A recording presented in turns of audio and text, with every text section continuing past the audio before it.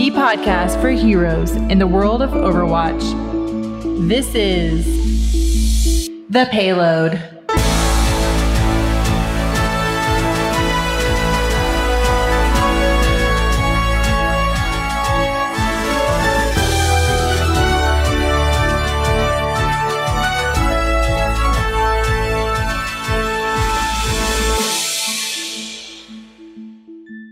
Hey everybody, welcome to episode number 44 of The Payload. We're an Overwatch podcast brought to you by BlizzPro.com. Today is October 27th, 2016 from Denver, Colorado. I'm John Horstman. With me, of course, is the crew. First, from the city next to one of the big ones. It's Rosh. Hey, Rosh. Hey, one of these days I'm actually going to move and I'm going to tell you where I moved to. And then the next time we do a podcast, you're actually going to say where I live and it's going to be totally weird. But what's up? We have some interesting things to get into this week. So I'm looking forward to tonight. And I missed you guys this last week. So I'm excited. Missed us again. We're like two for the last 3 weeks on that. So thank you. I know, it's crazy. I know. We're growing on you. Yeah, I hate to say it, but I think you guys are. I think you really are. I'm really excited for BlizzCon. I'm really excited for BlizzCon. I think that I'm actually going to be able to get into BlizzCon. So that's something that's new this last week. So I'm really excited for the parties and stuff like that. I think it's going to be a really great week. It's going to be a lot of fun. Can't wait to talk about it. Before we do, let's go to Camarillo, California, with our very own Jimmy Bloxham. Hey, Jimmy. Hey, always good to be on the Payload. I love talking with you guys about Overwatch. And man, yeah, BlizzCon, a teeny bit over a week away. We're a week plus 10 hours still finding out what's new in Overwatch. And it's been a little quiet from the team over at Blizzard, but I'm really excited to see what is going to be coming here shortly. Me too, man. Me too. Oh, I'm doing some on the fly editing here. So that went awkward. But what's not awkward is the man, the myth, the legend, Kevin Obdestead. Hey, Kev. What's up, John? It's a little insane right now because BlizzCon a week away. I'm not ready. I mean, I'm ready. Like fundamentally on the inside, I feel good, but oh my god, like I'm frantically trying to get everything put together to get ready to travel. This is going to be, I think, probably one of the biggest BlizzCons ever. I'm just, I can't contain myself. My friends are like, it's going to be all right. I'm like, no, you don't understand. This is going to be the biggest, the best BlizzCon. You've no idea. How's your schedule? Because mine keeps getting busier and busier like every single day. Do you want... I get like things added on. Yeah. No, we don't have time with that. We don't have time. No. Let me seriously answer. We have time for this. All right, let's go ahead and jump into the news. This week in Overwatch. I'll talk with Bumper. Kevin, we know you're busy. We know you're a busy man. We get it. I have a simple explanation. We know it's really busy and you can barely keep up with how busy it is. I literally don't manage my own schedule for BlizzCon anymore. I have someone else do it for me. I have an assistant. That's crazy. That's how bad it is. I have someone else manage my schedule because I can't keep track of it all anymore. There it is. There it is. To that point. Kevin got to say he had an assistant on the show. There it is. Did. And before I forget, because I would be remiss if I didn't bring it up, it's been a year, you guys. This week is our 1 year anniversary of the show. 1 year since Pro's been up.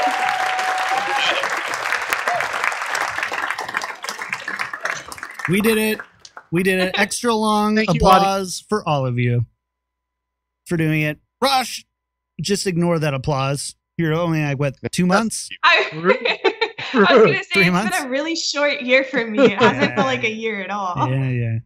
Just flew by. Yeah. So we jokingly went into the news. So we're going to backtrack here and talk a little bit about our week's things that we've got coming up. And Jimmy, let's go with you first. Yeah, I'm just trying to watch as much esports as possible between now and BlizzCon, because I think that's going to eat up most of the majority of my time at the show this year. Is because I'm not working it, I'm able to kind of be able to do what I want, and that'll be fun. And there's also the BlizzPro meetup. My Thursday night, like I was saying, is just filling up like crazy already. And there's like 5 or 6 things I'm doing potentially, and I'm already tired just thinking about it, but it's going to be a blast. And I'm on the train with Kevin. This is going to be a really incredible BlizzCon, I think. And I'm really excited to see what comes out of it. Awesome. Rosh, what about you?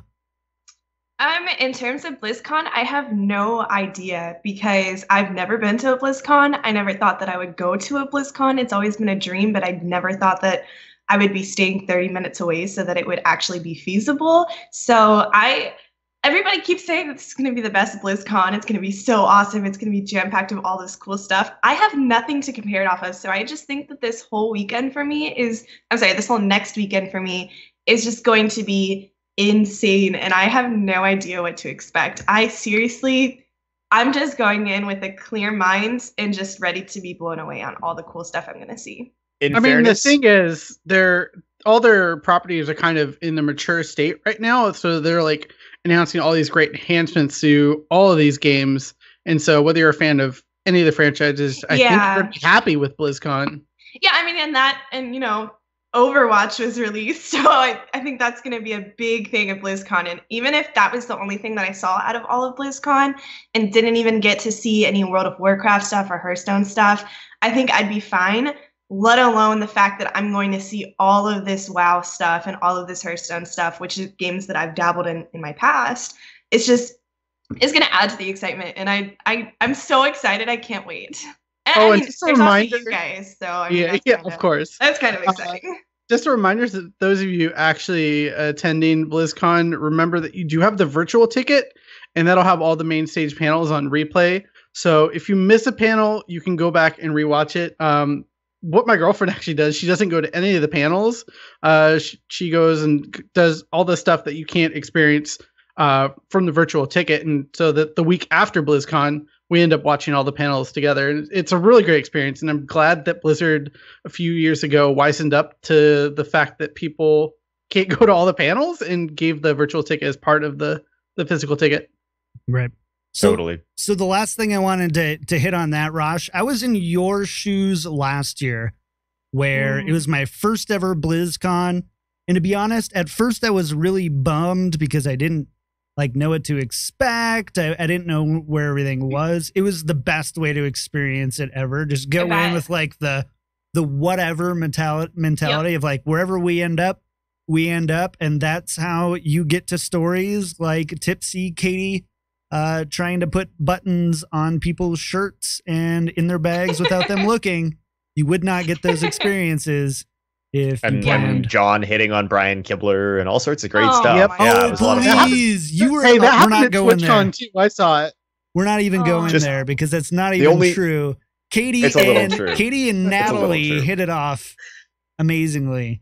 And so the one thing that'll be different for Rosh, right, is because she's 12, she's not gonna be able to go to any of the parties because she can't drink, right? So First of all, I got you, Rosh. I got you. I'm 12 and a half. And second of all, I think I'll still be able to make it into the parties. Something tells me that I'll be able to get into the parties and I'll be able to experience it just like you old men too, okay? Kevin, so I'll be right there with you. So all you have to do is go through the Hilton bar.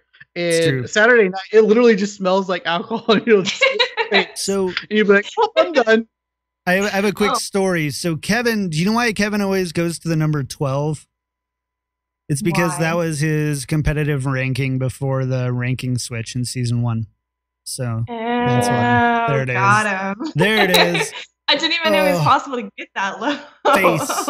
You have to main Hanzo, but can be done. So, all right. So a couple of things really quick before we jump into it. I know, Kevin, you have a couple of things too.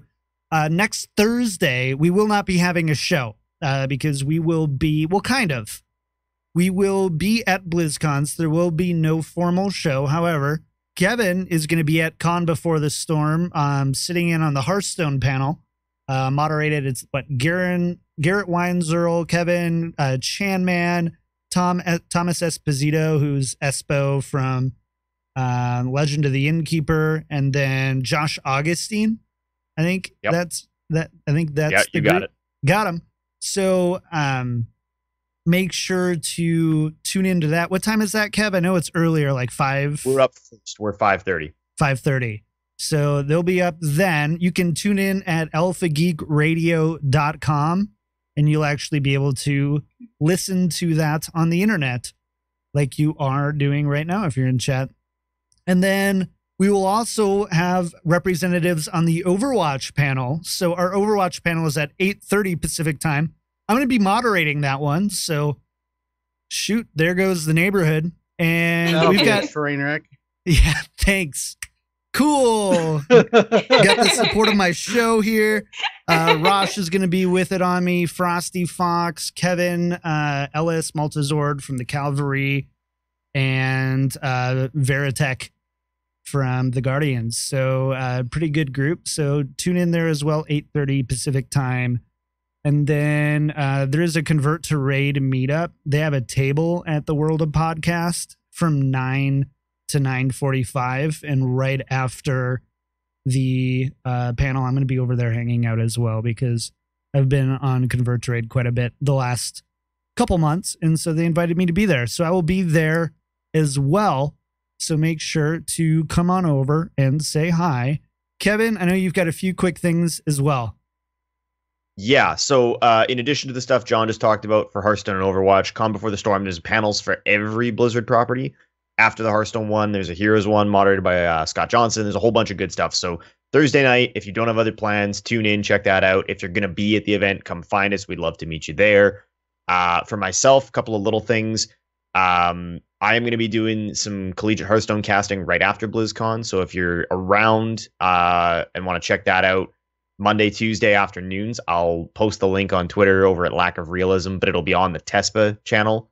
BlizzPro, our network, is having a big meetup on the Friday. So come out and find us. We're going to meet up. What time did we say? We said 6? I think it's 6. 6 p.m. Pacific Standard Time between Hall B and C. So right kind of in the main lobby as you enter the primary doors into the Anaheim Convention Center. We're going to rally as many of the BlizzPro staff, ex-staff, fans, friends, everybody we can. People will be there handing out BlizzPro goodies. We got some goodies from Well Met. And obviously, if you guys want to like come get pictures, autographs, any of that kind of jazz, come hang out. It'd be a great time. It'd be awesome to get one cool group picture with everybody who's a listener for this show. That would make me super happy. And as mentioned earlier, we are at a year. So thank you guys so much. It seems like a crazy ride to have been doing this show for a year already. I know we're only at 44 episodes because we had those couple of weeks where we were bi-weekly last fall right after closed beta, but it's been a whole year, and that wouldn't be possible without you guys. So thank you. One more thing about the BlizzPro meetup is that Kevin and Jimmy will be mud wrestling in it. So it'll be amazing. That was supposed to be a surprise. Nope. The surprise is the Jello wrestling after the mud wrestling. Ruined. So don't worry. It's not ruined. That's how it is. All right, we got to talk about some Overwatch. This week in Overwatch. All right, before we get started this week, we do want to thank our MVPs, Adam B, Tyler H, J.A., Coral, and Tommy H. Thank you so much for your support of the show. We can't thank you enough. It means the world to us. If you like the show, want to support it so we can bring on great guests and get awesome logo work done and video work done, and support us in being able to do that, head on over to patreon.com/Payload Podcast. Find out how you can get involved. All right, what do we got going on? What's going on with the Halloween event, Jimmy? Yeah, the Halloween event is still trucking along here, but if you haven't had a chance to play it yet, you have a little bit of time left as it does end on November the 1st. So make sure to hop on, get your free loot box, and also check out that Brawl. That Brawl has been really fun. I haven't played it too much since the first week of it, but I want to kind of get back into it and try to beat it on its hardest difficulty. Yeah, get that achievement. Yep, you gotta do. Achievements. Yeah, so that is ending. Make sure to get it in. All right, now on to kind of the bigger news here. So we've got some big changes coming up for Season 3. Jeff Kaplan did post on the forums just a few days ago. Actually, it was Scott Mercer, not Jeff Kaplan. That's right. So one of those Overwatch guys. Yeah, Scott Mercer, Jeff Kaplan, Jeff Goodman. Whatever. I'm getting really good at all the Overwatch devs because they all post so much that I can't just assume it's Jeff Kaplan anymore. So we do have Season 3 stuff coming to the PTR. Most of it is on there. There's a few things who aren't yet. But here's what we've got going on. Number one, we've got skill rating and skill tier placement stuff that is going to be changing. He said, based on community feedback, we're also going to shorten the off-season downtime to just 1 week, with Season 2 ending on November 24th and Season 3 beginning on December 1st. So a little bit longer because we started on September 1st was when Season 2 started. So we're going a little bit longer here, but they also launched Season 2 a week earlier than they said they would. So just a little bit longer. We'll only dock 2 points for that, Jeff Kaplan. Additionally, during the off season, we'll display an in-game countdown to when the next season begins. So let's start right there.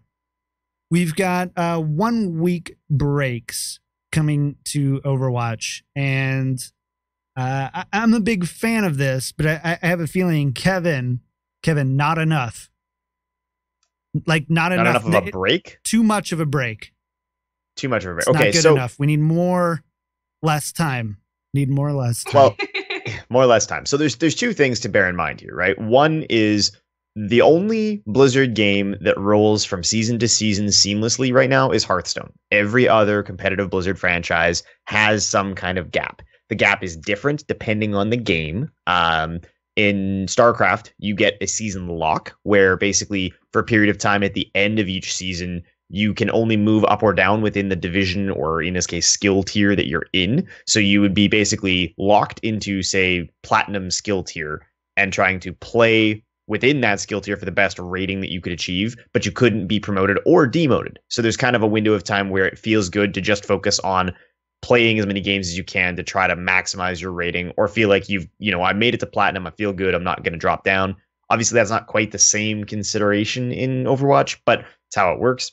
In World of Warcraft Arena, they do have seasonal downtimes based on patch dates. Usually it's a couple, 3 weeks. So in Overwatch, I don't know that there's a good reason for this. We talked about this with the Season 1 to Season 2 gap and how it felt too long. It was really frustrating to not be able to play with any game mode that had one hero limit for the duration of that gap. 1 week isn't bad. Like 1 week is a very short break. You're hardly going to notice it. And the timing is honestly fairly good. It's like end of November, beginning of December. It's not a super peak time of year to be unable to play. It would feel awful if that week were to drop, say, over the holidays when everyone's going to want to play a ton of Overwatch.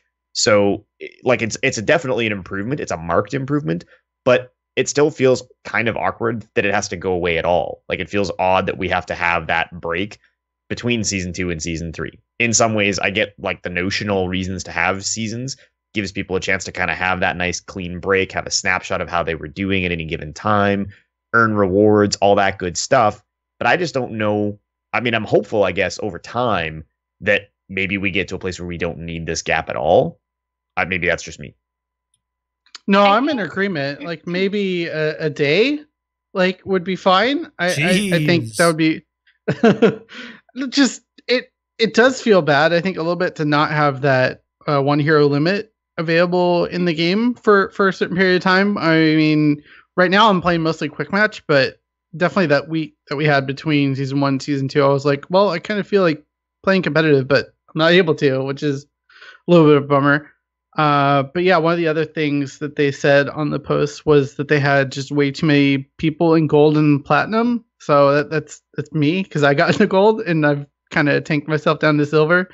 So I have some work to do, but it's interesting to see how open they are being about the perceived, I guess, mistakes of their system here, and just being open and honest about that is something I really like seeing, and I think that really helps build trust in the community. Rosh, before we jump into the plays, how do you feel about a 1 week break as a competitive player? Well, I was gonna say I understand the notion behind why have a 1 week break where I can't play ranked and I'm forced into quick play where you can run 5 Winstons and a Lucio. So I get that people don't want to break because there's no set up non-ranked version of ranked in the off season. So that week is really, if you don't like playing quick play with multiple heroes, you don't really want to play. But at the same time, look what they're doing on the PTR. They're doing a lot of massive changes. And this is what they did last season too, where they added Ana and they did some changes on the PTR as well. And then the season kind of ended. And then you had the 2 weeks gap, which was way too long, admittedly. But I kind of am in agreement with the 1 week because I think it gives a lot of people a chance to catch up on what the meta is going to be after the PTR changes happen before the new season. So it gives them a lot of time to practice in quick play all of these meta changes before the season is released. Because I mean, look at the PTR changes. We talked about it last week. There's a lot, and they even said that, yeah, they're going a little crazy because that's how they're trying to use the new PTR system. They're doing a lot of crazy changes to, you know, try and see what works, what doesn't work. Since it's the PTR, that's what they should do. So I think them giving us a week to try out those changes is good. So I kind of see it from both ways. It'll be interesting to see in the future how many crazy PTR changes and patches happen once the game's been out for a year. I mean, do you think that they'll still have these insane changes to all of their characters, or do you think it'll slow down? If it slows down, I can see them getting rid of a week and maybe having it be a day where it's like, all right, you get a breather for a day. We're just going to reset it. So mentally you have a season break. Or if they're still making huge PTR changes, maybe they will still keep it at a week. I think that's something that we'll see, and it might be interesting. But at least with this season, I can kind of see the week break. I can kind of see it, especially with, they just did so much crazy stuff on the PTR. I think a week is okay. But see, okay, so I just want to jump in on that real quick here. For one, I don't think that the average player gets on the PTR, right? Period. They just don't. Somebody who's not very good at the game is focused on learning the game as best they can, playing it on live. They're not going in and trying to test it because PTR is a very narrow pool of players and you're going to go on and just get stomped if you're not good at the game. The second thing is that most of the people who are good enough at the game to care about worrying about the changes as they come in are going to be on the PTR playing them there. So I like, if the PTR would be available for testing, that gap is kind of just a downtime where you can't play one hero limit. Like, it doesn't really help anybody, right? Well, didn't they release the PTR changes last season before the season ended? I mean, they released Ana mid-season. Yeah. Didn't they have some others? They did. You're right. They released Ana mid-season. They released the 1 hero limit mid-season. And then they also released the Mercy changes and the Zenyatta changes too. So I think that they might, I don't think that I don't think that they'll wait until the week off to release the PTR. I think the PTR changes will come a little bit before the week off, and then we'll have a week off to play said changes in between seasons. I think that might be how it is. I could be wrong. They could release it during that week or after the week or a while away, but I think that that's how it might go, and that might be their logic behind it.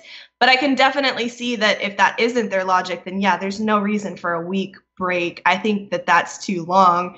I don't like playing quick play. I don't like not playing with 1 hero limit. I don't like playing with people who are like, oh, I understand that quick play is for people who, I've never played Diva. I want to play Diva, but it's still annoying when I can't play ranked and I'm forced to play quick play at a more casual level. Devil's advocate a little bit. Maybe having the 1 week break is to allow people to, maybe they drop the patch on that first day after season 2 ends, and then you have that week where you can kind of play in quick match, adjust and tool around with things before competitive starts up again. Just an idea. I would just love to see them do the StarCraft thing. I would love to see them say, you know what, we're going to hard lock it so there's no promotion, demotion, or even just say, you know what, for that week, you can go in and you can play 1 hero limit and your MMR doesn't move. If you lose, it doesn't matter. If you win, it doesn't matter. You can just keep playing that mode for practice, which is exactly the same as quick play. I mean, quick play, you have an MMR that moves up and down, but you'd be able to go in and just like play the game, no penalty, have some fun with it, be able to play in that rule set still. I don't know. Maybe that would promote trolling too much, but it just feels really awkward not to have the rule set available. Having no one hero limit in that gap is still super. I completely agree with that. So, all right. Well, Kevin, you stole my thunder as I waited so patiently. Sorry, you were very patient. I saw you be like, every time I was like, oh, no, I'm getting on this right now. So here's the thing. Number one, so far, everything that has been said had nothing to do about the length of time as a break from competitive as being the problem, as much as the length of time being away from one hero limit as being the problem.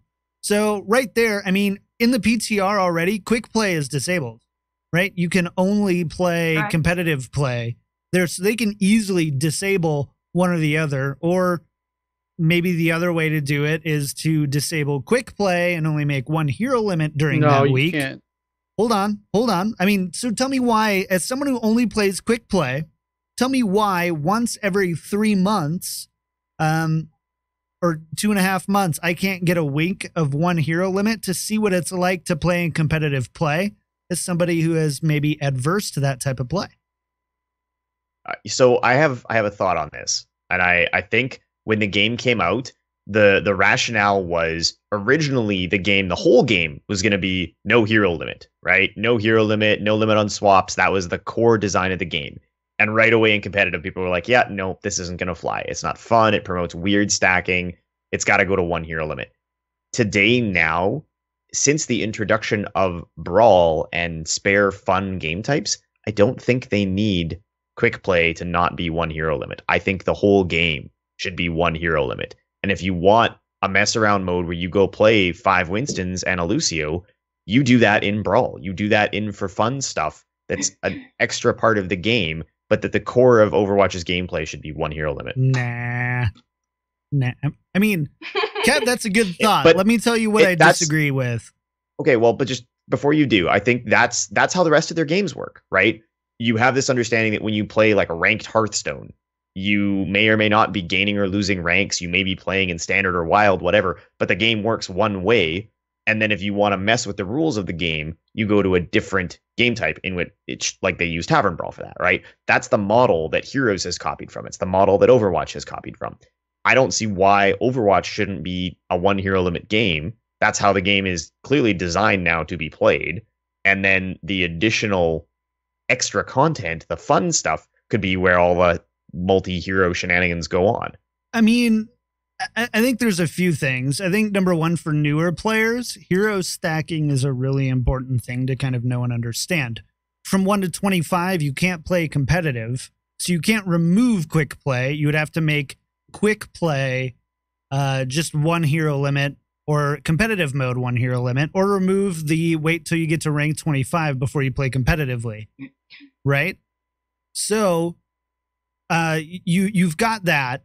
I think that there is a place for hero stacking in that, and it's not like my menu is exceptionally difficult to navigate with 4 buttons. Kevin just posted in Skype, here's how we get a 90-minute show, boys and girls. It's true. You're totally right. But I think that there's some really fun stuff. Like even right now, if it's not the Brawl that I want this week, I've been playing with my brother, Katie, and now Katie's brother and sister both bought Xboxes, so all 5 of us have it. And when we're bored, what we do is we play quick play, and when we hit defense, we go all Torbjorn, baby, and it is amazing. Oh my gosh. We go. See, people like you are the reason that I hate the week break between seasons, because I can't play ranked and I have to play against people who go 6 Torbjorns on quick play. It drives me nuts. Can't, as a pro player, if you can't get past 6 Torbjorns, then it's not that's that your I can't fault. get past 6. It's not that I can't get past 6 Torbjorns. It just, So you are the reason I don't it's want it. Fun. It's fun. A game should be fun, and there should be a place for me to, whenever I want, to have fun. Now, Kevin, your argument to me sounds like, well, maybe Brawl is where you have fun, but that changes every week. And I've stepped into 2 Brawls this entire time. So hear me out. Continue to be patient, Kev. No, I'm just kidding. I'm done. I'll wait. No. Okay. So hear me out. Brawl, the reason right now that Brawl works the way it does is because it was hard copied from Hearthstone, where it activates and deactivates, and there's something available, and then it's not, then it just comes and goes. What if, like, simple sake of argument here, what if the core of Overwatch was a one hero limit game? You have to play quick play or whatever up to rank 25 until you unlock the ability to actually play competitive and go in and deal with a skill rating system and leading penalties. No. But you can go, and what is quick play now is available in Brawl as just a standard game type all the time. So you're just moving the menu? I'm literally moving the menu. That's it. Is that really what we're talking about? Is user interface? The only reason that quick play is no hero limit is because that was how the game came out. If you went back and you re-released Overwatch, I don't think it would be no hero limit. I think it would be released as one hero limit. If a new player came into the game in January and the game was just one hero limit, they would have no reason to believe that's not intentional and the way the game should be played. And it's actually super awkward to make right now the transition from quick play to ranked for someone who hasn't played the game and doesn't know that that's coming. They play the whole game playing whatever hero they want. They queue up for their first competitive game thinking, all right, I'm ready to go. Let's do this. You get a splash screen that lets you know there's one hero limit. But besides that. Right. Sure. But that's a really confusing switch to have to make. It's not really confusing. Well, but you've played the game one way, right? You've played the game one way all the way up. You have no available way to learn how to play with one hero limit, and then all of a sudden it's just thrust on you. I feel like the ranking system is way more confusing than figuring out that, oh, this person's grayed out, and I just had a splash screen that told me it's one hero limit. I'm not saying it's not explained by the user interface. I'm saying it's a really awkward transition to make. You don't learn any of the skills. You don't learn any of the meta. You gain nothing until you start playing competitive, and then you start fresh with no ability to have even learned. Like in playing with other people who have started fresh with. Right, but like for Jimmy, right? If we go play Heroes, they have an unranked draft mode now that they added because players were saying it's really important to us to be able to get the experience of drafting and learning how that should work before we transition to playing ranked. Right now, there's no practice environment for competitive Overwatch except for competitive Overwatch. You can't even play. Do we think there's enough of a player base that we could have another mode like that, like an unranked draft style for Overwatch? Yeah, when I don't want to try hard ranked, I would do that, and I don't see any competitive player that wouldn't do that mode over quick play if they just weren't feeling like, really playing ranked. Because which is when you go over to the BTR now, right? But that doesn't help console players.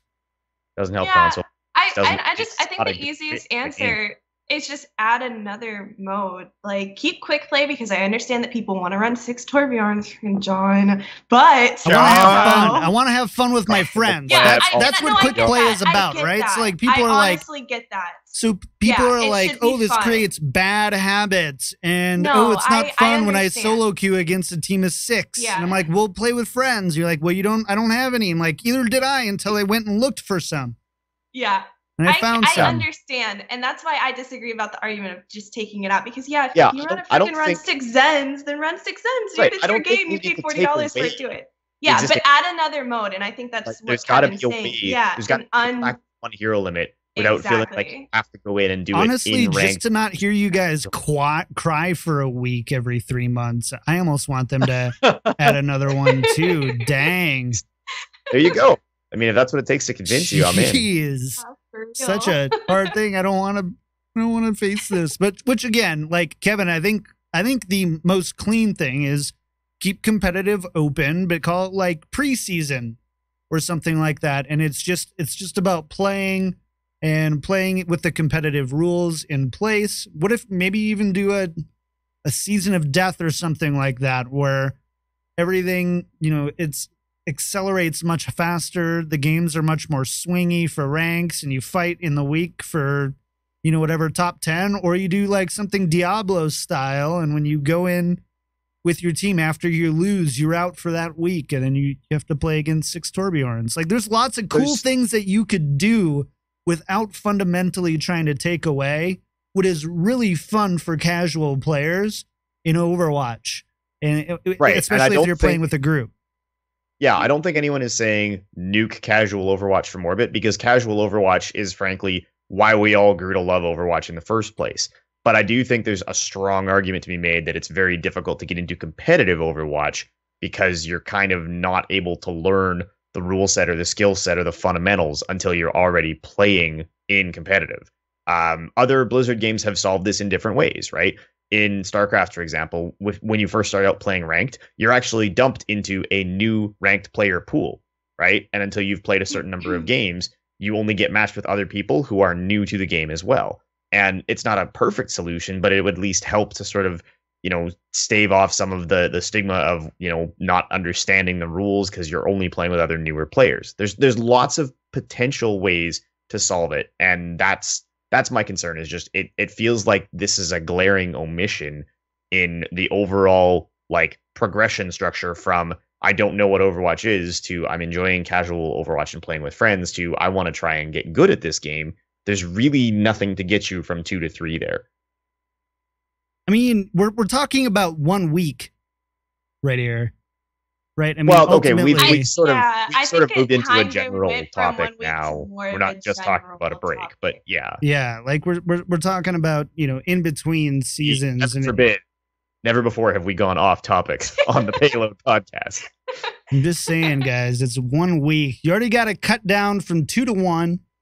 Let the kids play against their Torbjorns. Let them my play. argument still stands even for that 1 week. It would just be way better. It does too. I just say you call it competitive preseason 3, keep all the rules intact. Yeah, exactly. Your lever penalties and stuff still happen, so people can't just be leave and be jerks in that week. So keep that, but just take out the ranking that you get. Just you take out the ranking. You probably still have to keep the MMR moving a little bit. Yeah, I would say, because there's some ways to exploit that, and I think that's a great thing. But don't touch my quick play. Don't touch my quick play. We haven't even gotten to the good stuff in this thing yet, so let's move on to the next one.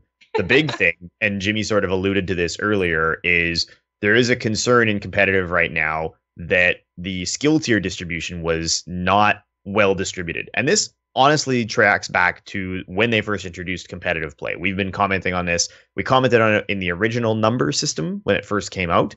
We commented on it with the new number system and the skill tiers, the medal system. But there's always been a bell curve that just was way too centered around the middle. So the vast, vast majority of all players right now are in gold and platinum. Almost all players are in gold and platinum. There's a handful of outliers who are in diamond or masters. It's a very, very small pool of people. And there's virtually no one in silver or bronze, at least compared to what their intended distribution was, which is the important thing to take away from this, is there was an intended distribution that was much flatter, and it hasn't been achieved by the existing system. So in the actual post, Scott Mercer says that when Season 2 started, we had way more players in Gold and Platinum than we initially intended, way fewer in Bronze and Silver. This was the result of how we calculated your initial skill rating for Season 2. They said they tried to partially reset player skill rating at the start of Season 2, but the results were not as expected. So below average players, and that's not like a slight, it's just literally mathematically below average players, were starting at a higher skill rating than they should have given their Season 1 performance. And that meant that from a lot of players during Season 2, they actually decayed over time. They got worse as the season went on, which is a very frustrating experience to have, right? Most people want to make gains as they improve at the game or as they earn whatever the rewards are over the course of the season. So they're testing a new skill rating season start determination system for Season 3, and they're going to try and do what they're saying is tune your skill rating to be slightly lower to start. In most games, Blizzard has done this in other ways, but it's referred to as MMR suppression. So basically, when a new season starts, if your actual skill rating is 2,500, you might start the season at a skill rating of 2,250. And the game is that way encouraging you to earn your way back to your actual skill rating. You feel yourself improve over the course of the season, and you kind of have to claw your way back to where you should be at the start of every season, and then continue to work up from there. I'm going to let you guys talk about this, but I just think this sucks. Do you think it's bad that they're trying? I think it sucks. I think it sucks terribly. So I know you just said you're going to let us talk about it, and I literally just asked why. I didn't mean to do that. That's okay. I'll real quick, I hate having to re-earn the skill level I'm already at. Okay. So when I play other Blizzard games, I have this frustration constantly. In Hearthstone, I know what caliber of player I am. And at the start of every month, I get dropped back to the bottom of the ladder, and I have to play 50 or 100 games to get back to the rank I should be at, the actual rank in terms of skill that I'm at. In StarCraft, when I was playing StarCraft actively, I made it up to the top of Diamond and was working very actively on getting to Masters. The problem was that at the start of every season, the game would say, oh, congratulations, you're at the top of Platinum. And I would play games and win games and work my way back up to the top of Diamond. But it basically meant that the first anywhere from 100 to 300 games a season that I played didn't matter. Using the example I just gave, if your actual skill rating is 2,500 and you start the season at 2,250, how many games do you have to win before you're back at your intended skill rating? And bear in mind, everyone else is experiencing this as well. So your win rate might only be 51, 52%. You might have to play 150 games at the beginning of the season before you get back to the skill rating that you ended season 2 at. That feels awful, especially considering we're already talking about a system where your season 2 skill rating feels like it's been dropping over the course of the season. You're already lower than you started season 2. You started at 2,500 and you're down to 23. That feels crappy. And now the game says, all right, congratulations. Welcome to season 3. You're now at 2,100 skill rating. Yeah. As a player, that's awful. Like, you're going to see this drop off followed by another drop off that you then have to combat. And every time they reset the season, you just drop. You just drop a chunk. I need to interject a couple of things here because I don't want us to be talking about different things. Kevin, you're talking about MMR suppression, but what Scott says here is not saying after every season we're going to put people a little bit lower. And really what the ultimate goal, what you're talking about, Kevin, and like the Hearthstone ladder and stuff is basically to grind, right?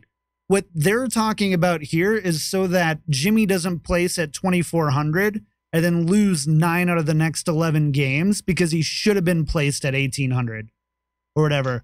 And that's what we're talking about here is they're trying to get a more accurate sense of where they are, and they would rather be low climbing up. So you're at least winning than high free falling down 300, 400, 500 competitive points. And I think that's a very different distinction to make. Okay, so to your point, right? Neither of those things are good, right? On the one hand, you start the season at 2,500 and you should never have been there, and you feel like you lose skill rating over the course of the season. That feels bad. I do not honestly believe it to be possible that anyone who is actively playing the game over the course of a season gets worse. You should see your skill rating go up over time. And there are all sorts of ways to calculate skill rating that enable that, right? You can use any number of things based on decay. You can have wins give more points than losses. Like, there's lots of ways to solve that. And many, many Blizzard titles have done that. The flip side is, if Jimmy, what is your skill rating right now? Ballpark. we're picking on Jimmy. This is no. It's good to use me as an example. I'm at 1804 right now. I started at 2135. Okay, so you started at 21. You dropped to 18. Mm-hmm. That feels awful. I haven't played enough Overwatch to see a drop like that. just being honest, so I can't use my own. But imagine if now at the start of season 3 you start at 1600. That's just going to feel bad too, right? The game's saying you are 1,800, but we're going to start you a little lower so you feel like you go up over the season. But you don't feel like you go up. You feel like you got pushed down and have to work your way back to where you belong. That's not better. It's a solution, but I would rather that if your correct skill rating is 1,800, that you start the season at 1,800. Like, why do we have to have people start lower? I think it's hard for them to really calculate that. Bingo. So I think it's the lesser of two evils. I think it's either you start higher and then you drop 400 points, or you start lower and then, you have to waste some time, playing games to get higher, and you feel like you should have been higher, but you at least feel good while you're winning the games. Like, that has to feel better than losing 300 points. So I think it's really, really hard for them to be able to calculate the exact average, but I think it's the lesser of two evils in those regards. Kev, it's really easy to say that the system should place you correctly at 1,800. It's a much different thing to create the actual system that does that. Right. And I do not disagree with you, but I mean, I think there it is. We can... Ding! You should have a little ding! You're not wrong. Okay. Ding! You're not wrong. No, I legitimately think you are correct. I believe, honestly, that they are struggling to find a way to correctly distribute players, because that's why this problem exists right now. Too many people got dropped into gold and platinum. In reality, my concern isn't that they're going to start season 3 with everybody having had their MMR pushed down 200 skill rating. My concern is that if this system achieves the goal that they desire, that it will happen every season. If this is a one-time fix, great. Let them. That's fine. Sorry, go ahead. Finish your thought. If this is something they intend to do every season, where they're going to say at the beginning of each season, you're going to start slightly lower than what we project your current skill rating to be so that you have the experience of earning points at the start of every season, that sucks. It's an awful experience. It's not fun. It makes players who can't play a large volume of games feel like they never actually see what their actual skill rating is, because they spend all of the time they spend playing at the start of a new season when there's a bunch of hype and they jump back into Overwatch, just getting back to where they left off when they last played the game. Totally 100% agree with you, but nowhere do I see Blizzard saying that our goal is to do that. To do that. Their goal is to make the ranking system feel good and accurate. If placing people low, let's say 500 points low. Let's say they go super drastic. You're 500 points lower than where you should be. That means Rosh, she places in gold, low gold, maybe even silver, whatever. I'm just kidding. Rosh places there.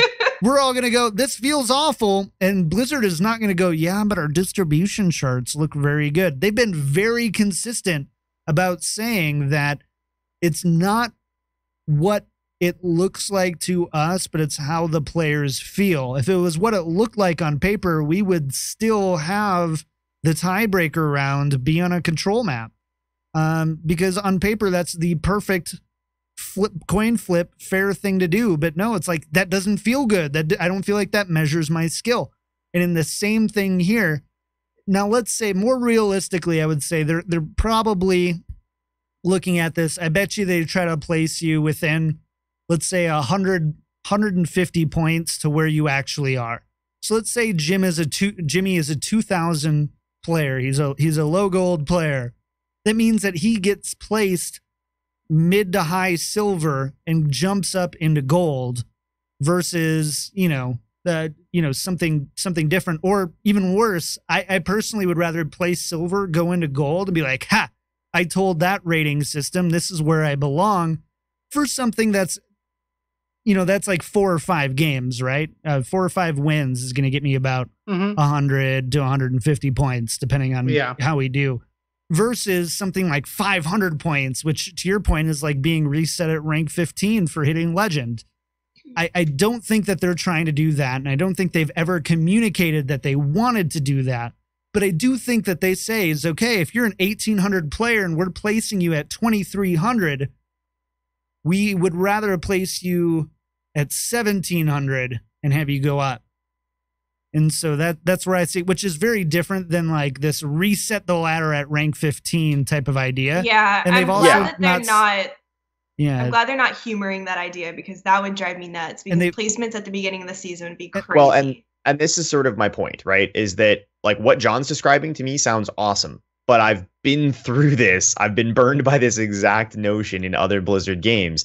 And I quit playing StarCraft, right? Yeah, because but Overwatch has fought that stigma every step of the way, where they're listening to all hail Lord Kaplan.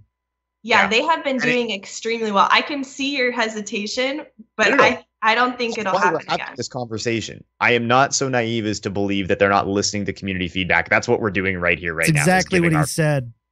My feedback is, I do not want this system to be something that gets recycled every season. I do not want to have the experience of saying, all right, I have played 1,000 games of Overwatch. I am a 2,600 skill rating player. And then they flip to season 6 or whatever in the future. And boom, I'm back down at 24. And the first 50 games I play are obviated as I slowly re-earn the rank that I left off at. Like if I'm playing actively at the end of season 2, at the end of November, and then I log back in a week later to play season 3, and I've seen my rank go down, that sucks and it feels bad. And as a one-time solution, so be it. That's a necessary evil. They're trying to fix an error from their previous system. I'll allow it.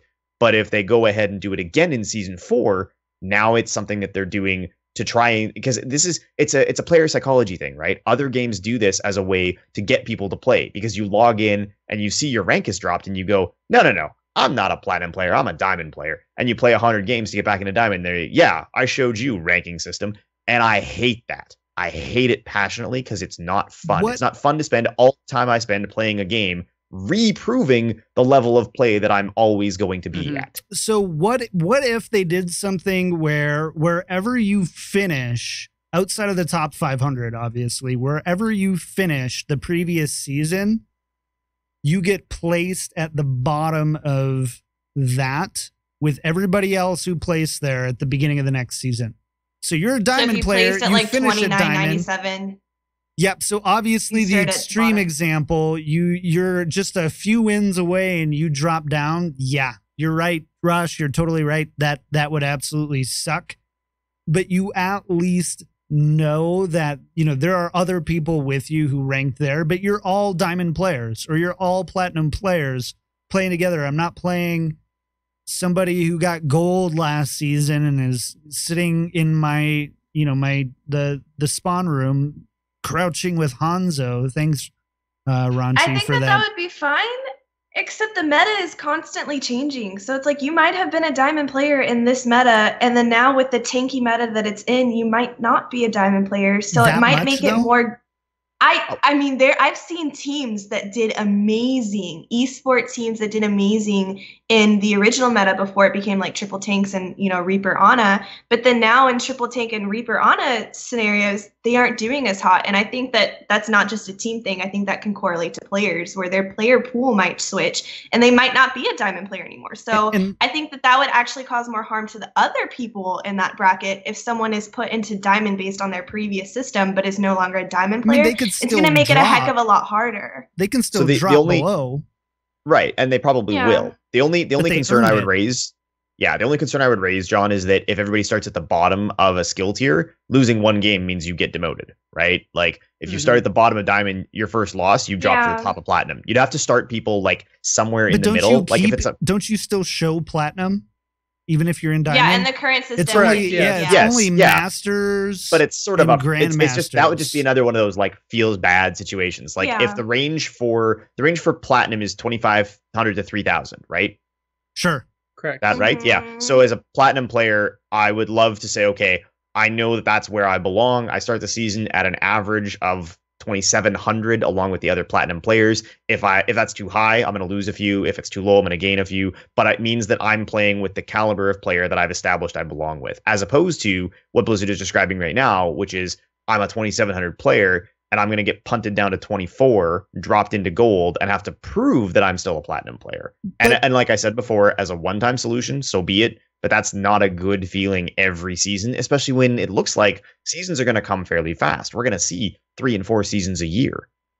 But to Rosh's point here, if a meta changes, right? And you were a diamond player before, you were a 2,700 player before, but now you're a 2,400 player. Now that still doesn't resolve it. I feel like if you hit diamond, cool, you're a diamond caliber player. If I hit legend in Hearthstone with Secret Paladin, which I did, I'm a legend caliber player. GD it. I'm just kidding. But G Willikers? In the sense where, hey, at least for this next season, I can rock that. But let's say next season, everything changes. Genji's no longer good. He's the only player that I'm good at. Or Mercy's no longer good. She's the only hero that I play at the top tier, and Mercy changes.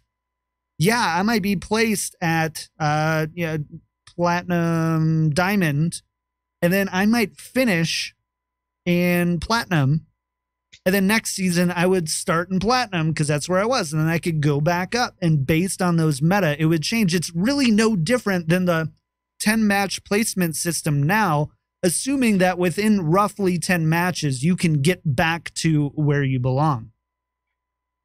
Okay, so the only thing I'll raise there, because I think it's worth pointing out, is Rosh's experience with that at a pro level is very different than what's going to happen in Gold and Platinum League. If you've played any of Blizzard's other games, or any game that has a ranking system for that matter, the day that you figure out how to consistently manage headshots is the day you get from gold to platinum or platinum to diamond. The game is largely mechanical up until a breakpoint that occurs, honestly, in like mid diamond. You can get all the way up to mid diamond playing any character you want as long as you know the mechanics and are fundamentally understanding like positioning, map awareness, composition, aim. They're skills that you need to play the game. And if you want to Torbjorn your way to that level, it can be done. A grandmaster player in Overwatch can take any character to diamond easily, very easily, because they have the skill set, regardless of meta, regardless of anything, right? Yeah. So the fundamental disconnect here is that the skill system is supposed to tell you where you fall in that bracket, what skills you need to learn and work on, and suppressing people who are not, who should be in gold but are getting dropped into silver has nothing to do with meta shifts that occur at the pro level. Like, we have to have a system that feels good for players at all skill levels, and the system does have to work obviously as well for people who are in like the grandmaster, the top 500. It can't not work for them, but having everybody else feel bad because it takes the first 100 games of your season just to show where you should be, that's something that has pushed players out of other Blizzard titles. I've watched it happen over the last like 6-7 years. It's not a fun experience. Right. Well, I mean, the point is, I think ultimately the goal with a system is to, within roughly 10-ish games, well, right now it is 10 games, get people to as close to where their skill is as possible, and playing people of that skill for good, even games where only the teams and players who are getting better progress. And yes, I think absolutely. I think that's the ultimate goal. We're talking about a few things. We're talking about, number one, is the current system the best way to do that? And for me, I'm like, I don't know. Like, if I'm a diamond player last season, do I drop down to gold just because something meta has changed? Like, is the placement system better? I don't know. I'm just bringing up an alternative. Sure. And I think the point to be made there, right? The thing that needs to be discussed is, I don't think the current system isn't getting people where they belong. I don't think anybody playing Overwatch right now is looking at their current end of season rank and saying, nope, I'm way better or way worse than that. I feel good about where I'm at in the skill rating system. I am not better than like mid to high gold on PC. I'm not better than like mid platinum on Xbox. That's where I belong. That's as good as I am at this game right now. But it felt bad to drop, right? It felt bad to start the season and drop to that. And like talking about Jimmy's example earlier, that's not fun. That's not fun for anybody. I'm saying the inverse is also not fun. Now that we've finished this season, and I'm finishing the season at 2,700 or whatever, I don't want to start the season at 24 and go, God, I gotta win 30 games, which means I gotta play 60 games or whatever to get back to where I belong. Right. I don't think anyone wants that. Uninteresting. That's all I'm saying. I think like 10 to 15 games it feels about right. Like that's my threshold where I give Blizzard, cool, you know where I was last season. In 10 to 15 games, you better know where I am this season. And, I think we all kind of, it's funny, how this show works is that we always agree, but find a way to disagree while making the same points. It's something because we all want the same finished product, right? Yeah. We all just have these different ideas about the implementation. And the end state goal is, nobody wants a system where the skill rating that you have doesn't reflect how good you are at the game. Right. Like, obviously, we're all trying to get to that same place. There's just one more point I wanted to make, and then we'll move on. But it was something where you talked about, getting your placement in gold and getting dropped down to silver, which is something that I'm afraid, I know for a fact on PC I would get dropped down to silver if I kept playing competitive. I placed in gold, I know I'm dropping to that silver, baby. I know how good I am at PC Overwatch, and it is maybe high silver, if I'm being completely honest. My inkling as a player, every time I lose, is bad matchups because I'm a gold player. Dang it. And I want to blame the system, and I want to blame that. I'd be curious, Jimmy, as to your thoughts. Jimmy, you're down in silver. Do you feel like when you go to bed at night and you lay in bed down. When you lay down, harsh. When you we're like Jimmy and I think are like the same on PC, so I'm speaking for us both. I think here. we're pretty close. Yeah. When you lay your beautiful head on your pillow at night and you start going through all your accomplishments, do you say gold Overwatch player who's currently in silver, or do you say I'm a silver Overwatch player that just got placed too high? Now know that you're biased. I'm totally biased. I'm a gold player. There it is. Who's fallen there it is. Silver. I think part of the problem as well is I kept kind of moving around with different group makeups, and I never like stuck with just either solo queuing or duo queuing with somebody. Probably most of my matches were duo queuing with a friend, which ended up being the best. But then we decided to get like a full 6-stack, and we've all talked about 6-stacking in competitive and how it just ends up being a bad time because you're going to end up against another 6-stack unless you've been all playing together consistently. You're going to have some trouble adjusting to that. But yeah, I don't know. It definitely feels bad to start that high and then just get dropped down after all this time. But like you were saying, I did detail that one week how I had dropped down to like 1600, but then I fought my way back up to 1800, which I currently am at now. But that's gladiator. That took some work. Like Kevin was saying, you have to really grind out those games, block out a couple hours on a Saturday to really grind this out. Although talking about when to play, Saturday is probably not the best time to play as well. But during the week and the evenings.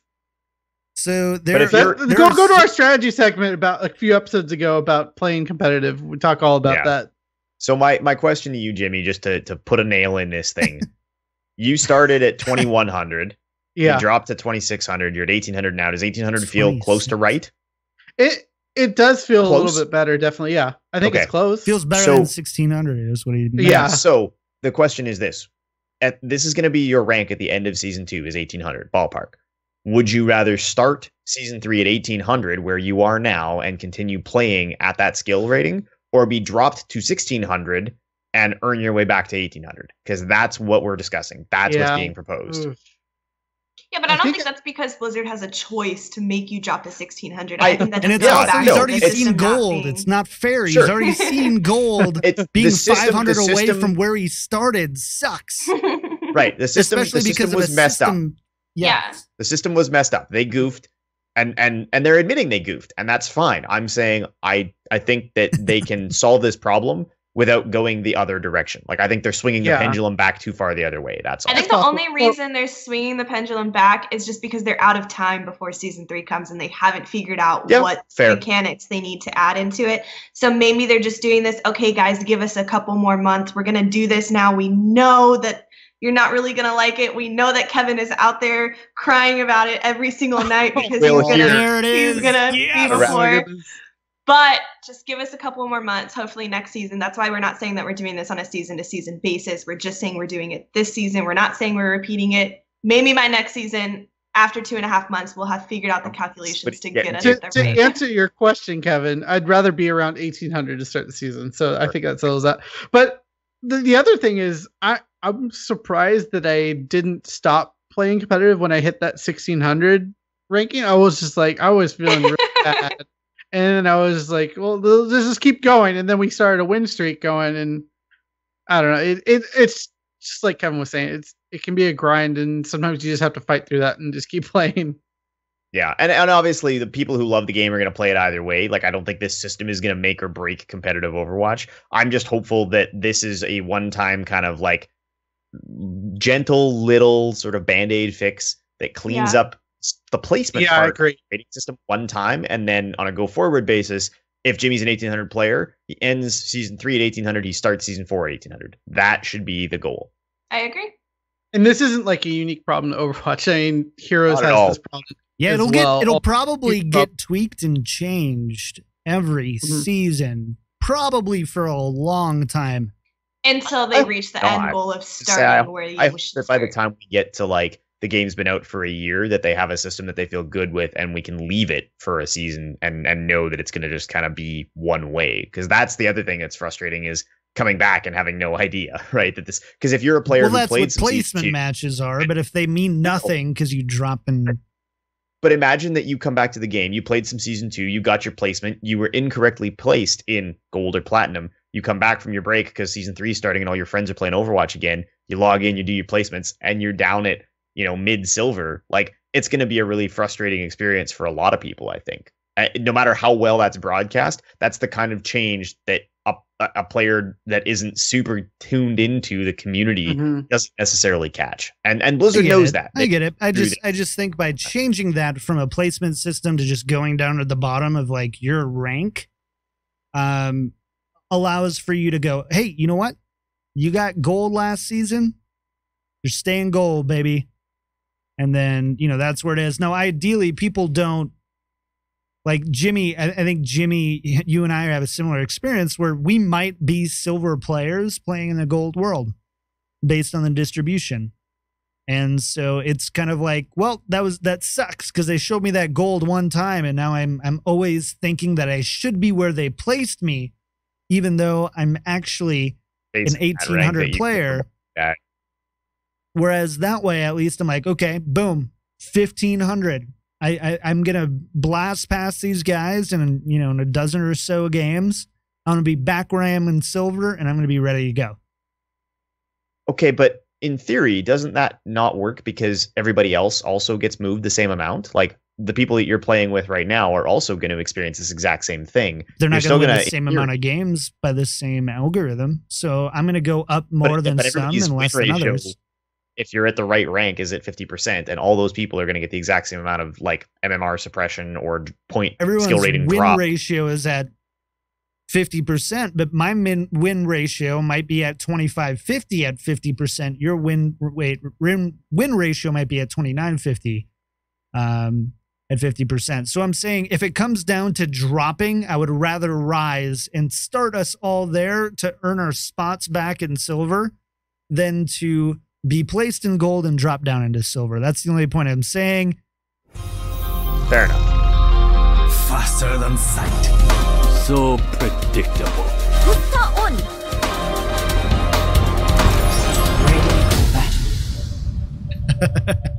So predictable is right. Man. So predictable. So we have BlizzCon next week, and we need to hit some predictions here. So Overwatch is in a special spot. It's a brand new IP. It's not a StarCraft 2. It's not an extension of Warcraft. It's not a new World of Warcraft expansion or Diablo 3 expansion. It's a brand new IP, which means that this is a very important BlizzCon for Overwatch. It's the first time that we have had a brand new IP in 18, 19, 20 years? I think it was 18 years when they announced it, so I think it might be close to 20 now. This is going to be the first time that they've announced a brand new IP. Well, they've had a BlizzCon with a new IP out live ever. So naturally, we think that there's going to be some tone setting, hopefully, happening this year at BlizzCon of what we can expect from the Overwatch team and Blizzard with what we see from yearly content, big updates going forward. And we just want to speculate that, riff on that a little bit. I promise it won't be an hour of Kevin and I yelling at each other. Actually, I don't promise that. Never mind. I take it back. Challenge accepted. Yeah. Poking the bear. So, Kevin, why do you think that Blizzard's going to announce nothing this week at I'm just kidding. I'm just kidding. Gosh. Rosh and Jimmy, Kevin and I have really dominated the convo tonight. So we're going to go to you guys first. Jimmy, I'm going to start with you. What do you think we're going to be seeing from the Overwatch team at BlizzCon this year? We've got to see some more heroes. Obviously, I think unless the rumors are accurate and we see Sombra very, very soon, I feel like she'll be obviously announced at BlizzCon. I know it's a sore subject. I know we're all tired of talking about Sombra. If Sombra does not get released at BlizzCon or by BlizzCon, we will cut the podcast. Yeah. If we don't hear from Sombra, we are cutting the podcast. You heard it here first. Now, the thing I feel like they have to do now, well, not necessarily have to, but would be really cool is like Sombra somehow takes over the opening ceremonies and like that's shuts down all the lights or something really cool to reveal it. big. Like they really need to come out with a punch here and to really justify the length of time they've been teasing this poor hero.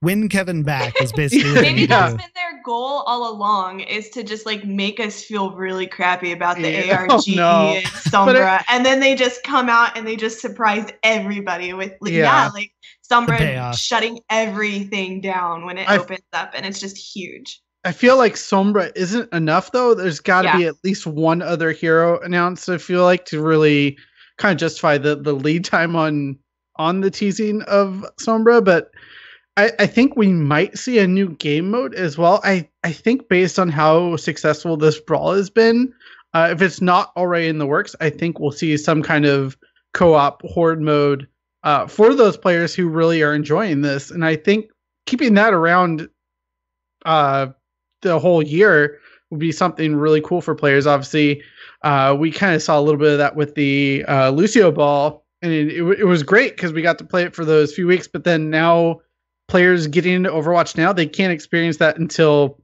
I guess, next summer is what we're assuming at this point.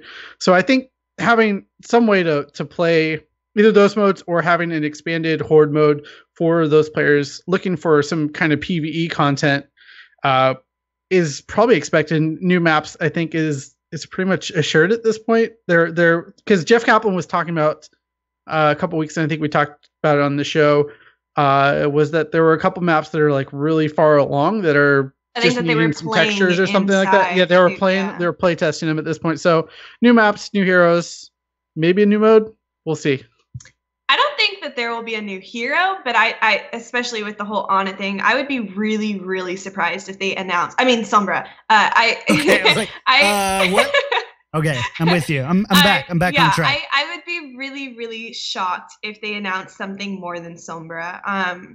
Because I feel like adding more than one hero would make it so hard to tune balances, especially with all the PTR changes they're doing. That would be a lot to have to tune and make equal.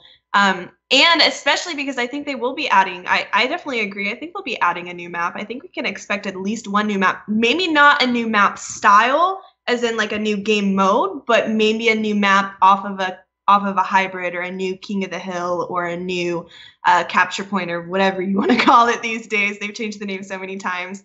Also, I think, I totally just lost my train of thought. I don't remember what I think now.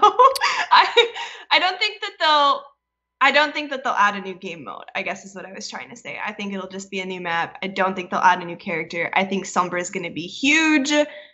I think that that's going to be pretty overwhelming for what they release. I don't think that they'll add a lot. I will say, though, that I feel like the additions to the game have been kind of slow. I mean, we've seen one new hero and no new maps, right? Right? Not that I could think of. I don't think we've seen any new maps. Eichenwald. Oh, and did we get Ilios as well? One. I think Ilios is always there. I think Ilios was added in beta or something. Yeah, like that, I think it was something that was added way back, but since the game was actually officially released, Ilios has been there the entire time. Yeah, but Ana and Eichenwald are the only new content since Ilios was March 8th. Yeah, so I think that there will be a couple new things released. I just don't think it'll be more than one hero. I think okay. Kevin, please indulge us. I waited my turn. I think they have to drop something big at BlizzCon. I'm looking at not just what's going on with Overwatch, but the Blizzard franchises in general. And one of the challenges they have right now is World of Warcraft Legion just came out, so there's really not a lot of room to do much with World of Warcraft. Diablo is sort of on life support. There's not really a lot to do with the Diablo franchise. StarCraft has already had its last expansion released. Legacy of the Void launched shortly after BlizzCon last year. Hearthstone and Heroes of the Storm are fundamentally locked to in-game real money purchases, little bits of content, new character here, new map there. There's not a lot of room to do a great deal with either of those games. It's not to say that content isn't interesting, but it's not fundamentally a major announcement. I do not believe that BlizzCon 2016 will be the first BlizzCon where They get up on stage and have no significant reveal to drop on that crowd. I cannot imagine a world in which they don't get up and have something of substance to show us. And You I mean do not like believe, the Demon Hunter announcement? well, I was going to say, and I do not believe something of substance is them getting up on stage and saying, we're going to add 2 new characters to Heroes of the Storm. Of course they are. They add characters to Heroes of the Storm on a almost fixed schedule. We're going to announce a Hearthstone expansion. We know that. Hearthstone expansions are coming out on an almost fixed schedule. They have to do something that actually impresses the crowd. Overwatch was that thing in 2014. In 2015, they had all kinds of stuff for different games. They were teasing new modes for Heroes of the Storm. They were talking about major content updates in Warcraft and Diablo. And obviously, Overwatch was still heavy in the beta development process, and there was lots to talk about there with new characters and new game types and all the rest. So I do expect that they will obviously release Sombra, but I cannot imagine a world in which that's the only thing they're doing for Overwatch. I think Overwatch is, because of the way they designed it, probably not ripe for an actual expansion, but I would be shocked if they don't have something to that level, an expansion size event that introduces new characters, new maps, new game types, single player or cooperative content. I think they have. That's what I was gonna say. Is I think that there will be another mode like the Brawl, because if that's one thing that Blizzard has shown with listening to the reviews and what everybody's like or liking, that people loved Lucio Ball and they loved the Halloween Brawl, and I think that they've definitely picked up on that by now, and I think that there might be an additional mode where it is like a co-op versus that kind of mode. So I think that might be a possibility. And Blizzard, we've had this conversation in other places over the last couple of weeks, but Blizzard's in this weird place where for the last several years, they haven't released a lot of new games that had anything that you could enjoy if you weren't playing in competitive multiplayer. You have Hearthstone, which is fundamentally a player versus player game. Here's the Storm, which is fundamentally a player versus player game, and Overwatch now, which is fundamentally a player versus player game.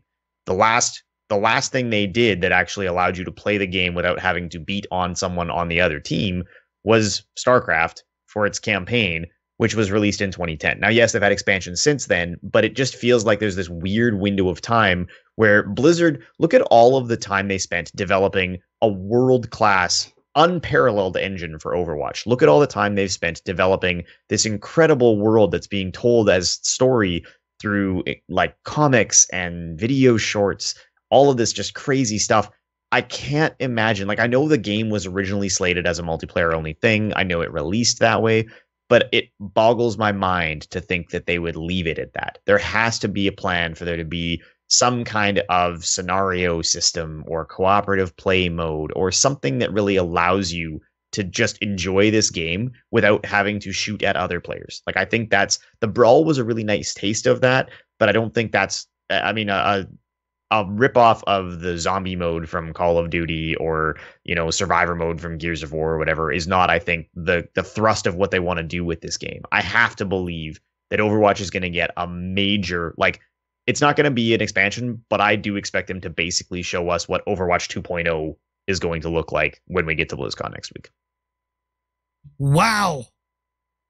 Okay, so I want 100% disagree with Kevin on virtually every single point. Number one, the fact that it's the 10th of BlizzCon is completely irrelevant to the content that we're getting. Working for companies who update their content at a regular set schedule, sure, they try to line those up with those things. But if Blizzard has said anything, it's that we don't want our major content announcements to necessarily be at BlizzCon. They're desynchronizing the Hearthstone Championship Tour circuit for just that reason. They're pulling away from that to do that. Number two, Overwatch is 6 months old for the vast majority of players. This is a new game. Why? I don't know why we would see an Overwatch 2.0 for a game that is 6 months old. I think that we might see more out of game stuff. Maybe they announced that fabled Netflix. I would love just a Netflix Overwatch series or something like that. That would be amazing. Like, I could see that happening, and I think that would be amazing. But I don't think that BlizzCon is about the announcements as much as it is about the community and the people being there in a group of people with a group of people who really value the company and you want to give them your best, but if Blizzard thinks that our best is actually the experiences that we can give them at BlizzCon and not announce something new before it's ready or something like that, then that's what I think that they'll do. And so I don't like the idea that people are setting themselves up for these mind-blowing Overwatch announcements. I think it's foolish.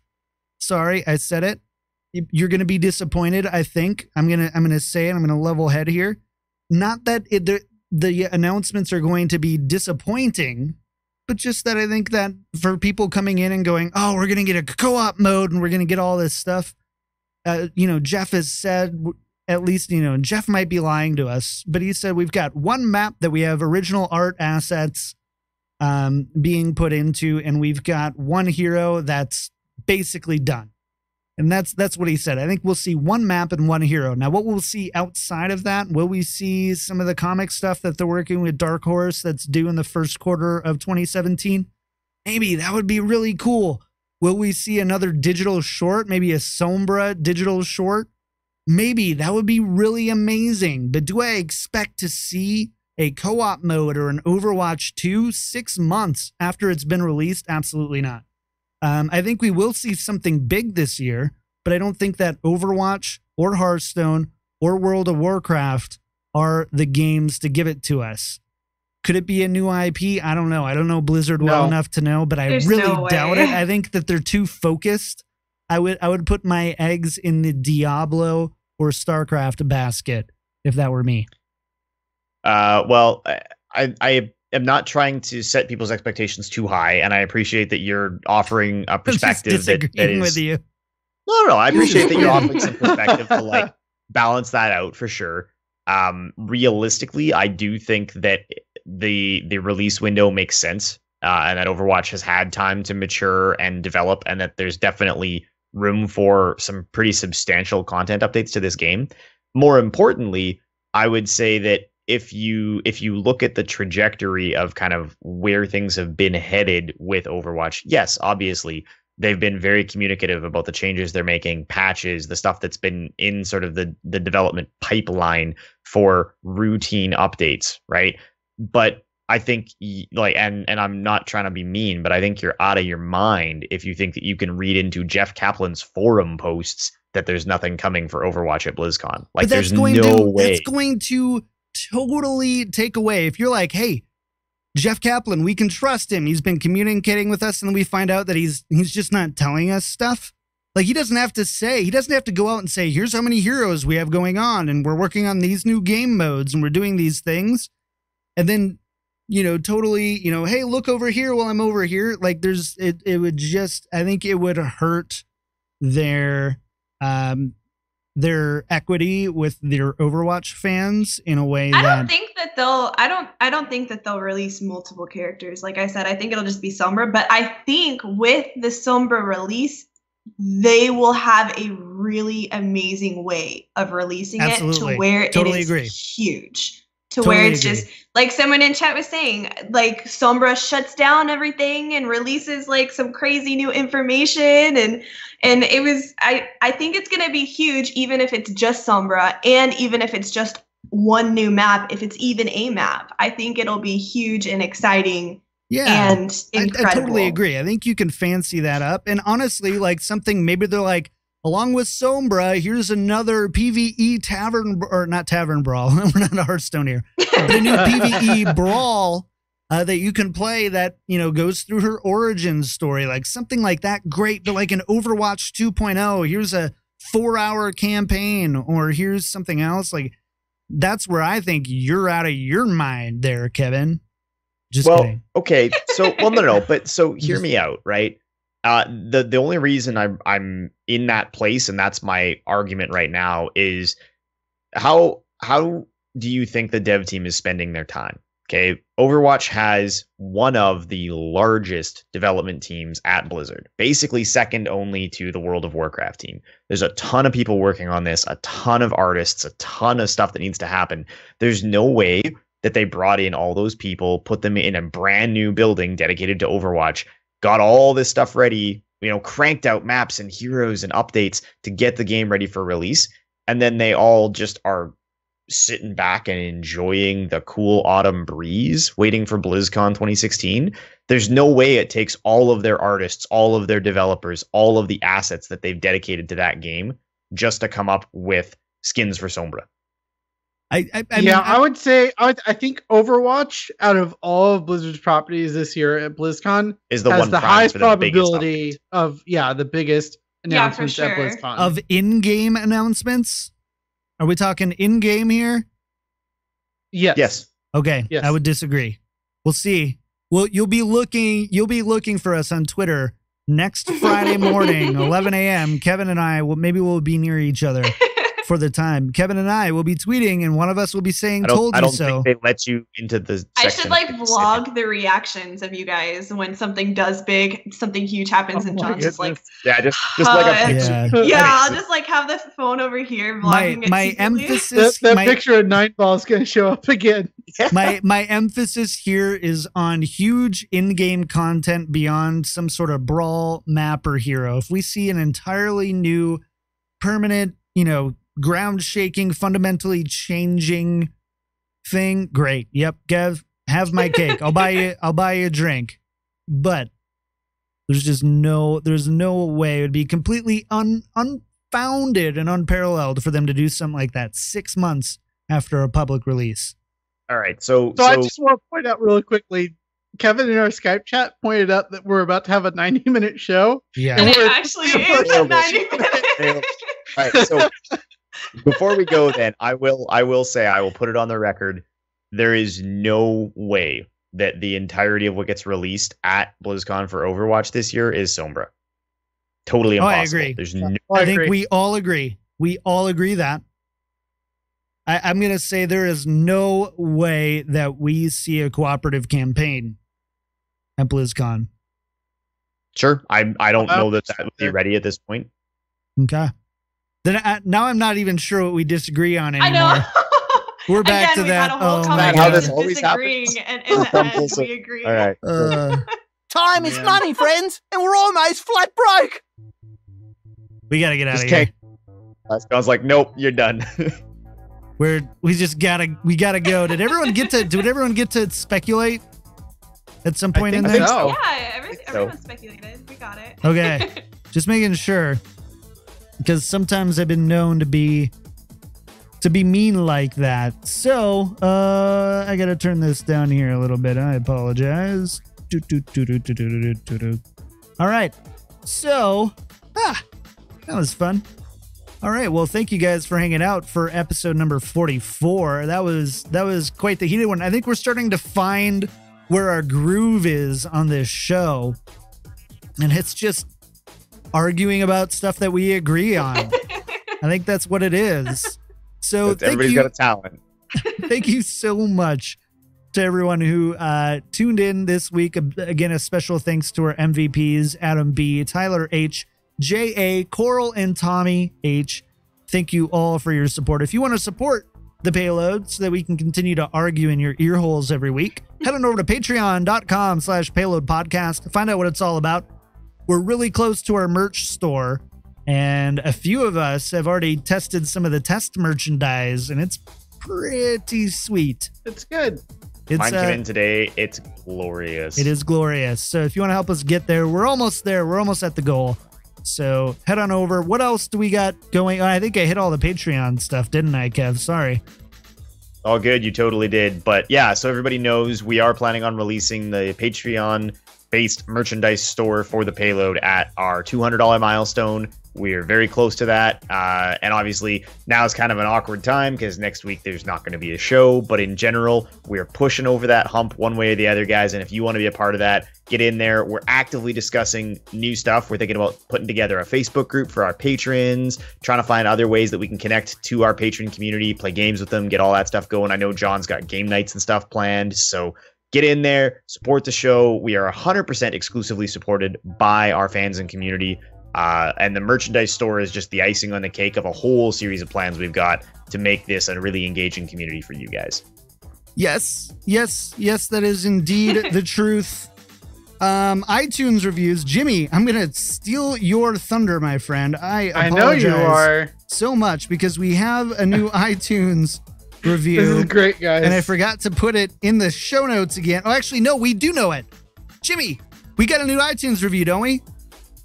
Yeah, we do. Now you're making me scroll back to this image here, and I lost track of it. Sorry. But it's a 5-star review from How to Make Pumpkin Frosting. Or no, the name is Payload Podcast is cool.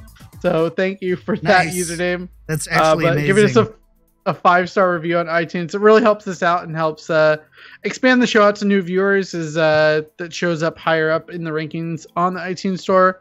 So thank you for your 5-star review. We always encourage everyone to go out and send out that 5-star review. It takes just a few minutes, and we really appreciate it, and it helps out the show a ton.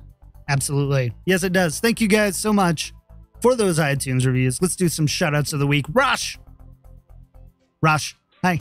Hey, Hi. You ready? You ready? Caught her off guard. No, you didn't catch me off guard. You just had so much emphasis on my name. I was like, Rosh! What?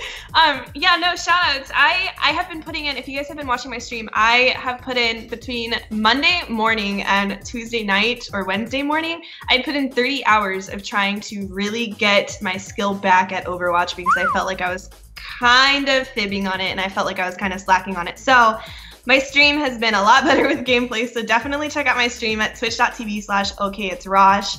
I'm trying to really get back into the ranks to give back more to you guys, so it's more interesting Mercy gameplay. It's not just casual Mercy gameplay, so it's been really exciting. I actually think I need a wrist brace at this point because I've played so much Overwatch. But yeah, and not too much past that other than BlizzCon next weekend. So if you're coming out to BlizzCon, that's definitely huge.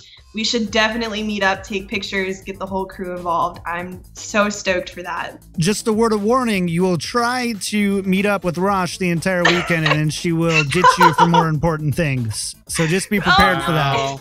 No salt. I met Jimmy. No salt. Yeah, exactly. I know. I think no salt here. So that's you. All right, Jimmy, shout outs for the week. Yeah, just looking forward to BlizzCon. I mean, that's kind of the focus this week. The timing is always funny on BlizzCon just because Halloween is here and I don't want to go out to any parties. I just want to stay home and watch all the esports content they're putting out. So thank you, Blizzard, you're so cool. making me antisocial. Yep. No, but BlizzCon's going to be great. Look forward to meeting some of our listeners there. And yeah, feel free to come up and say hi. I really would like to meet people who listen to the show. Awesome. Kevin, what about you, Kev? Just BlizzCon, man. BlizzCon is my life right now. I'm going to be in California for 2 weeks. Tomorrow is my last day of work. I have to host a charity auction for a pet charity tomorrow night, and then it's pack and leave, and I'm out and I'm gone. I'm going to be in California, getting in early on Tuesday, staying through to the following Thursday. I'm hoping to meet tons of people that listen to the show, people who've seen the cast, people who just want to come hang out, make a point of getting in touch with us. I'm going to carry my phone and be checking Twitter and stuff real actively. So, hit us up on Twitter. Let us know where you want to come meet up. And just make a point of saying hi, guys. I know the week for all of us is insane. I've got somewhere to be every hour of every day, but I'm going to let people know where that somewhere is, because the whole point of doing this thing, the whole point of coming down is to get to hang out with all of the other Blizzard fans, all the people who love these games just as much as we do. And I would be remiss if I didn't make that my priority. So we'll see you guys in Anaheim. I'm looking forward to it. Awesome. Love it. As for me, you can find me over at twitch.tv/kicktripod. We're going to be playing some Overwatch right here after the show. We were talking a little bit about Patreon stuff, and patrons get first pick. So in order to fill a 6, we just grab patrons from chat and we bring them on in. We play some competitive Overwatch because Kevin won't play 6 Torbjorns, and we go from there. Just kidding. It's not normally competitive. Anyways, so that's it. I'm also doing a Halloween stream with Katie on Saturday. We've got costumes and everything. It's going to be amazing. So this Saturday, it's going to be, I believe, 6 p.m. Mountain Time is when we're going to be doing it. I think it's going to be a lot of fun if you want to come hang out there. do that. Obviously, BlizzCon next week. Also, I was on Realm Maintenance this week, so the new episode should be coming live talking about BlizzCon with Root and Seraphis and Frosty Fox and, of course, Ro. So if you want to check that out, it's Realm Podcast on Twitter. I know that for sure. Or on Twitch. I have to get all the specifics, but it's there. I always forget. It's Realm Maintenance. Google it. You'll find it. It's a great show, especially if you like podcasts and want to know what happened with all of them each week. Also, I think that is it. I think that's it. I look forward to meeting you guys at BlizzCon. I don't have my schedule packed, so I will basically be available to do whatever because I'm not as cool as these guys. I'm just here to hang, just here to chill. So hit me up on Twitter anytime, and we'll find a time to hang out, grab a drink or whatever. It'll be great. Yeah, cool. All right, well, find more Overwatch stuff throughout the week at overwatch.blizzpro.com. A big thank you to Jake Buttineau at jakebuttineau.ca for music.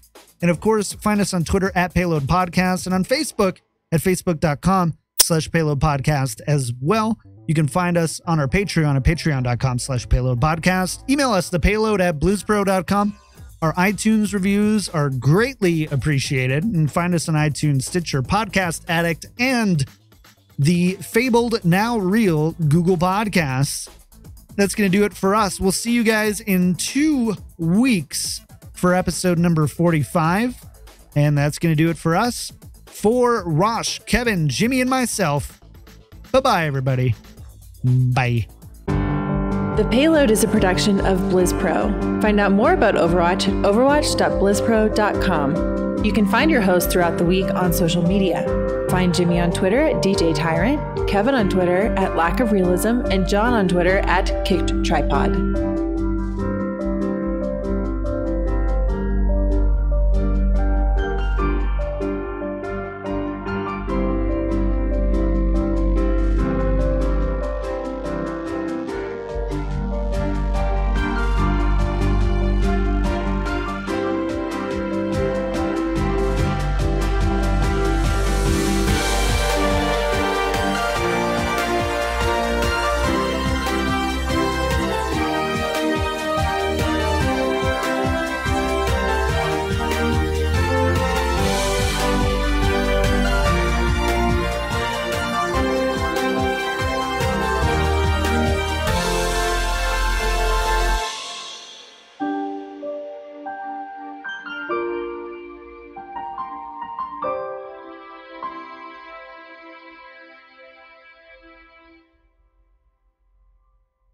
Well, that just happened.